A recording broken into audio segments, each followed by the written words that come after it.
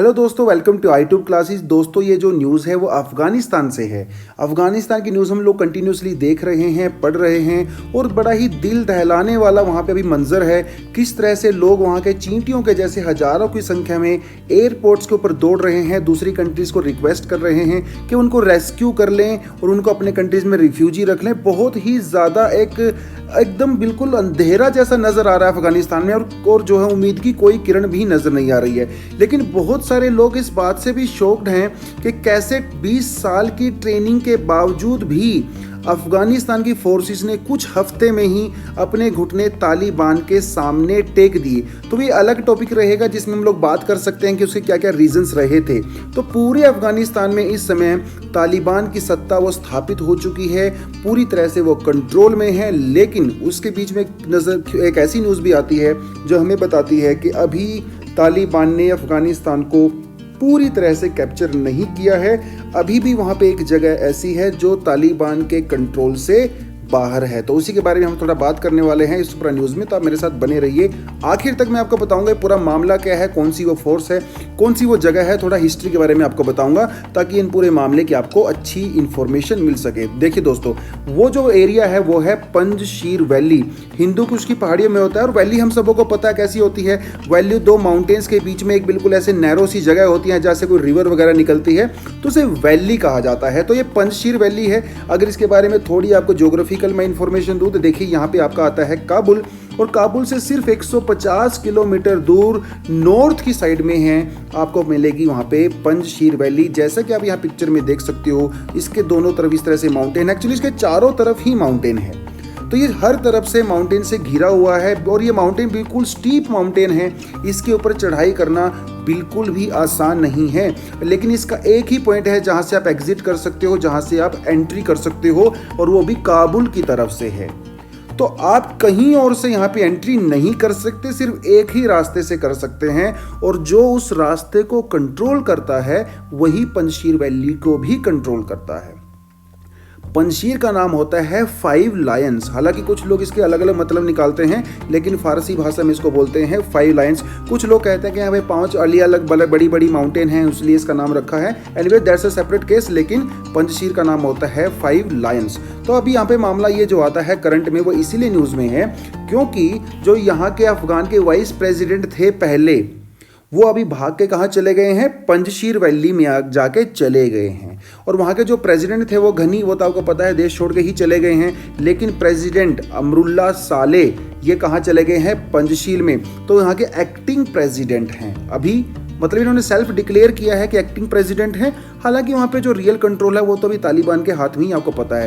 Actually साले वो जो हैं वो पंजशीर वैली से ही बिलोंग करते हैं, यहीं पे वो पैदा हुए, यहीं पे उनकी ट्रेनिंग हुई, और बाद में अफगानिस्तान की इंटेलिजेंस फोर्सेस में फिर उन्होंने काम किया और वहाँ के वाइस प्रेसिडेंट बने। तो ये अपनी जो मातृभूमि है, जो इनकी होमलैंड है, काफ़ी ज़्यादा लॉयल हैं उससे, और इनका ये कहना है कि वो तालिबान के सामने कभी भी घुटने नहीं टेकेंगे। तो जब ये मिस्टर साले भाग के पंजशीर चले गए तो वहाँ पे इन्होंने मसूद की फोर्सेस को ज्वाइन कर लिया।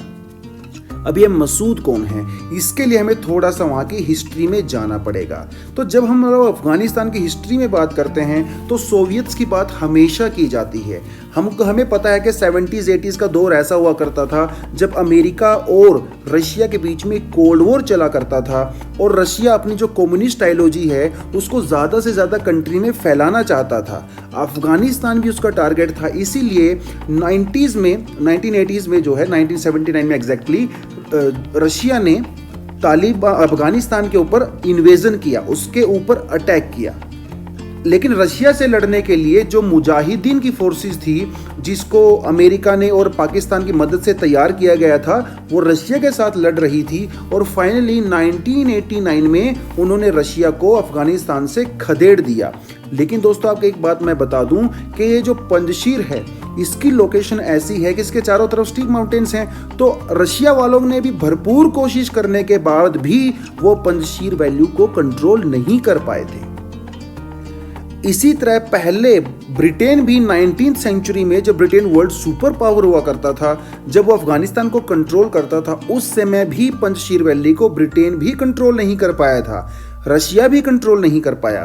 तो रशिया से जाने के बाद एक बार जब रशिया अफगानिस्तान से चला गया, उसके बाद मुजाहिदीन जो ग्रुप थे जो रशिया के अगेंस्ट में लड़ रहे थे, वो अलग अलग भागों में टूट गए और वो आपस में ही लड़ने लगे कंट्रोल के लिए। इन टूटे हुए भागों में से जो एक ग्रुप बना, वो मसूद ने ग्रुप बनाया जिसका नाम उन्होंने रखा नदर्न अलायंस। उज्बेकिस्तान और ताजिकिस्तान की फोर्सेस के साथ मिलकर इन्होंने नदर्न अलायंस बनाया और ये लगातार तालिबान से लड़ते रहे।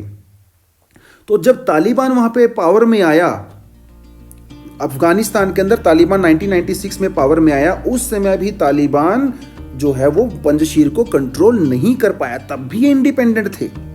और 1996 से लेके 2001 तक 5 साल तक अफगानिस्तान तालिबान के कंट्रोल में रहा। तो उसके बाद 9/11 हो गया। उससे 2 दिन पहले ही 9/11 के जस्ट 2 दिन पहले मसूद की हत्या कर दी गई किसी अल कायदा के एक सुसाइड बॉम्बर ने। तो 2 दिन पहले ही ये गुजर गए। अब नदर्न अलायंस को जो है अमेरिका का सपोर्ट था, क्योंकि वो तालिबान के अगेंस्ट में लड़ रहा था अमेरिका तो, और नदर्न अलायंस भी तालिबान के अगेंस्ट में लड़ रहा था। तो वो दुश्मन का दुश्मन दोस्त होता है। तो अमेरिका जब यहाँ पे 2001 में आया तो तालिबान वहाँ पावर से बाहर हो गया और नदर्न अलायंस वहाँ पे स्ट्रॉन्ग हो गया। तो नदर्न अलायंस का हालांकि अमेरिका के साथ कोई बहुत बड़ी दुश्मनी नहीं है, लेकिन कुछ समय तक, लगभग 20 सालों तक, ये जो नदर्न अलायंस की फोर्सेस थी ये लगभग अंडरग्राउंड हो गई, क्योंकि इनको ज़्यादा जरूरत थी नहीं, क्योंकि वहां पे तो अमेरिका आ गया था। लेकिन 20 सालों के बावजूद भी इन्होंने अपनी तैयारी खूब रखी, क्योंकि इन्हें डर था कि तालिबान कभी भी अपना सर ऊपर उठा सकता है, और वो कभी कभी पंजशीर वैली में अटैक करता भी था, क्योंकि तालिबान भी कंप्लीटली डिस्ट्रॉय तो हुआ नहीं था। तो इनके पास खूब सारे हथियार इन्होंने 20 साल में इकट्ठा किए, अपने लड़ाकों को ट्रेन किया। लेकिन मसूद तो मर गए थे, ये हैं उनके बेटे, ठीक है। इनके बेटे ने उस ग्रुप को अलाइव रखा और उस अपनी जो है लड़ाकों को ट्रेनिंग वगैरह दी, और अभी उनके पास काफ़ी ज़्यादा लड़ने के लिए सामान है। तो अभी जब तालिबान ने पूरा कब्जा कर लिया है तो मसूद ने क्या कहा, इन्होंने कहा कि हम लोग सरेंडर नहीं करेंगे। तो करंट स्टेटस की अगर मैं बात करूं तो जो वजीर अकबर मोहम्मद हैं, ये पहले अफगान नेशनल आर्मी के मेजर हुआ करते थे, जिन्होंने पंजशीर की फोर्सेस को अभी ज्वाइन किया है। इन्होंने एक ट्वीट करके कहा कि sniper, road blocks, artillery position and 20 के सोल्जर्स, मतलब 20,000 सोल्जर्स, जैसा कि आप यहाँ पे देख सकते हो उस वैली के अंदर, ये उसका एंट्री और एग्जिट गेट है। तो यहाँ पे एकदम से मसूद की फोर्सेस खड़ी हुई हैं डट के, कि अगर तालिबान यहाँ पे आता है तो उनको यहाँ से खदेड़ भगाएंगे। आप जैसा कि कंप्लीटली यहाँ पे देख सकते हो। तो ये कहा है ट्वीट करके उन्होंने। अहमद शाह मसूर ने भी कहा है कि सरेंडर बिल्कुल भी नहीं करेंगे। देखिए, उन्होंने कहा है कि surrender is not a part of my vocabulary, मतलब सरेंडर करने का सवाल ही पैदा नहीं होता है, क्योंकि उनके फादर ने भी सरेंडर नहीं किया था तो वो भी सरेंडर नहीं करेंगे।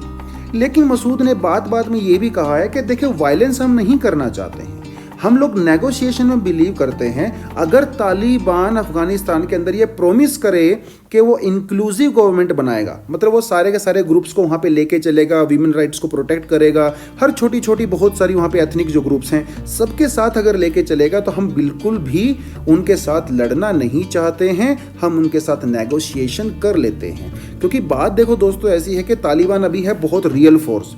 पहले तालिबान अगर थोड़ा कमज़ोर भी था, लेकिन अभी उनकी अफगान आर्मी के घुटने टेकने के बाद तालिबान के पास बहुत अल्ट्रा मॉडर्न हथियार आ गए हैं जो अमेरिका ने अफगान फोर्सेस को दिए थे। तो पंजशीर वैली को चारों तरफ से तालिबान ने इस समय घेरा हुआ है, और ये बात मसूद भी जानते हैं, इसीलिए वो कहीं ना कहीं नेगोशिएशन की बात भी कर रहे हैं। वहीं तालिबान ने कहा है कि वो भी चारों तरफ खड़े हुए हैं, वो भी नेगोशिएशन करना चाहते हैं, वायलेंस नहीं करना चाहते हैं। तो फिलहाल यहाँ पे ये स्टेटस है कि वो अपनी अपनी जगह पे बने हुए हैं, नेगोशिएशन के लिए कुछ ना कुछ बातचीत होगा या नहीं होगा। अमेरिका यहाँ पे क्या रोल प्ले करता है, उधर रशिया ने भी पंजशीर के जो नॉर्दर्न अलायंस है इनको बोल दिया है कि तालिबान अभी वहाँ पे रियल फोर्स हैं, आप उनको रिकग्नाइज कर लीजिए, अपने स्टैंड को थोड़ा सा कम जो है अपनी धीमा रखिए। लेकिन जो साले हैं, जो वाइस प्रेसिडेंट वहाँ पे गए हैं, जो मसूद हैं, इनका स्टैंड अभी देखना रहेगा फ्यूचर में क्या कोर्स ऑफ एक्शन लेते हैं और तालिबान इनके साथ कैसे नेगोशिएशन करता है। तो इस न्यूज़ को हम डेफिनेटली आगे भी देखते रहेंगे, क्या यहाँ पे बना रहेगा माहौल, क्योंकि इंडिया को ये डायरेक्टली इम्पैक्ट करता है ना, इंडिया के तो काफ़ी क्लोज है, हमारा तो अफगानिस्तान नेबर है। तो अगर तालिबान स्ट्रॉन्ग होता है अफगानिस्तान के अंदर, तो ये जम्मू एंड कश्मीर के अंदर भी प्रॉब्लम क्रिएट कर सकता है, क्योंकि तालिबान पाकिस्तान के काफ़ी ज़्यादा क्लोज है दोस्तों। ठीक है, तो आज की न्यूज़ में इतना ही। अगर आपको ये अच्छी लगी है खबर, ये वीडियो आपको ठीक ठाक लगा है, तो आप इसे लाइक ज़रूर करें, अपने दोस्तों के साथ शेयर करें। इस पूरे मुद्दे पे आप क्या सोचते हो, इसके लिए आप हमें कमेंट सेक्शन में भी बता सकते हो। उसके अलावा अगर आप इंस्टाग्राम यूज़ करते हो तो i2classes_UPSC के नाम से हमारा चैनल है, आप उसको ज्वाइन कर सकते हो। अगर आप टेलीग्राम यूज़ करते हो तो i2classes_UPSC वहाँ पे भी जा सकते हो, और लिंक में जो है व्हाट्सएप का हमारा लिंक दिया हुआ है, उसको भी जाके आप ज्वाइन ज़रूर कीजिए, क्योंकि हम यहाँ पे रोज़ आपके लिए करंट अफेयर लेके आते हैं, आपके लिए हम यहाँ पे न्यूज़पेपर की कटिंग्स लेके आते हैं, MCQs लेके आते हैं, बहुत सारा कंटेंट आपको फ्री ऑफ कॉस्ट देते हैं। तो चलिए दोस्तों, आज के लिए इतना ही। Thank you very much, all the best and जय हिंद।